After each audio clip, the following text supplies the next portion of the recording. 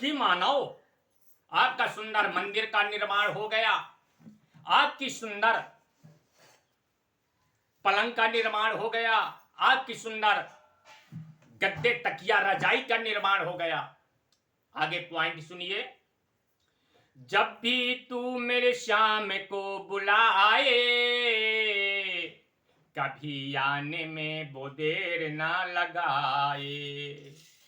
जब भी तू मेरे श्याम को बुलाए, कभी आने में वो देर ना लगाए। जो भगवत प्रेमी ये चार चीजों को त्याग कर देता है, अहंकार मनुष्य के शरीर में होता है, काम क्रोध लोभ मोह अहंकार।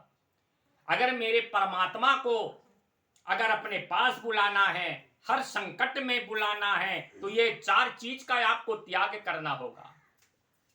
काम क्रोध लोभ अहंकार।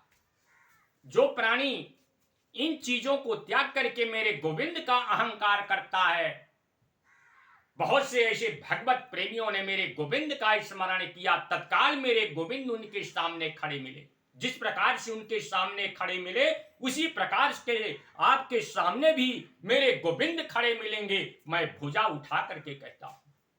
सुखदेव भगवान कहने लगे, परीक्षित, जब भी तू मेरे श्याम को बुलाए और कभी आने में वो देर ना लगाए।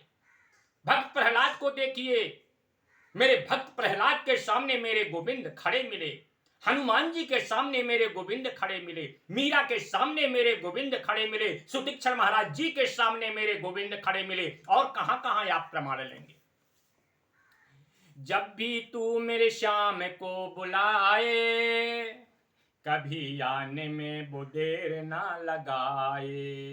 भैया, मन की तुम ज्योति से देखो, मेरे श्याम तेरे पास खड़े हैं।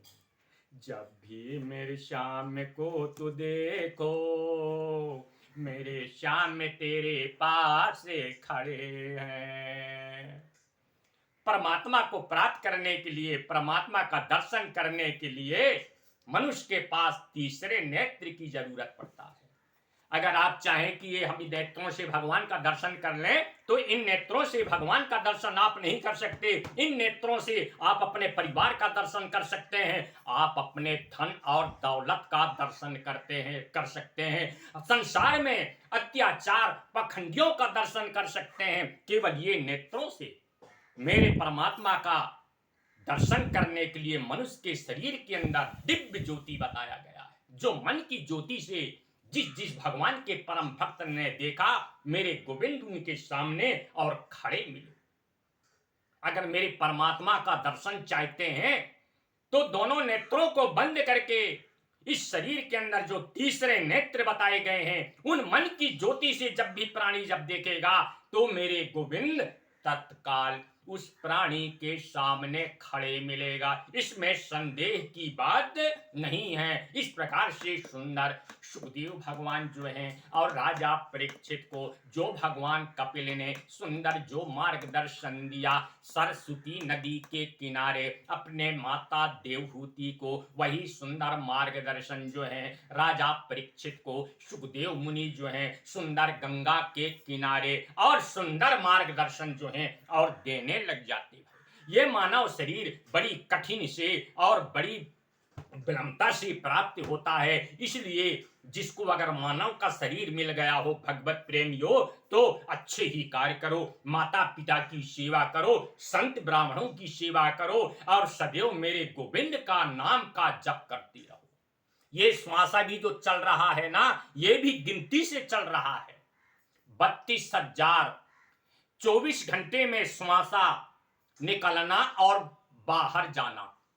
अगर 32,000 से 33,000 श्वासा आपने अधिक 10,000 श्वासा आपने खींच लिया, तो 1,000 श्वास की आपकी आयु समाप्त हो जाएगा। इसलिए वेद शास्त्रों ने बताया है कि मनुष्य को दिन में कभी सोना नहीं चाहिए, रात में कभी सोना नहीं चाहिए, क्योंकि सोने से मनुष्य का श्वास जो है डबल चलने लगता है। जब ये श्वासा हमारी गिनती से चल रहा है, तो इतनी अमूल्य समय को बर्बाद आप क्यों कर रहे हैं? ऐसी अमूल्य समय को मनुष्य को कभी बर्बाद नहीं करना चाहिए। बोलिए वृंदावन बिहारी लाल की जय।